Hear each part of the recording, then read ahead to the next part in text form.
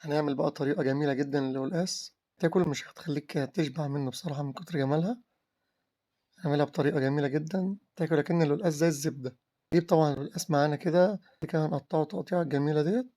طبعًا هنعمل بقى المرقة معانا، طبعًا هنغلي شوية مَيّة كده وبعد كده نحط فيهم 3 مرقة، بعد كده هننزل بيهم بالقلقاس، طبعًا هنسيبه بقى يتسلق كده شوية، وطبعًا هنجيب ربطة سلق وحزمة كزبرة، وبعد كده بقى هنضربهم في الخلاط مع كوباية مَيّة كده، وبعد كده هنصفّيهم بالطريقة دي كده.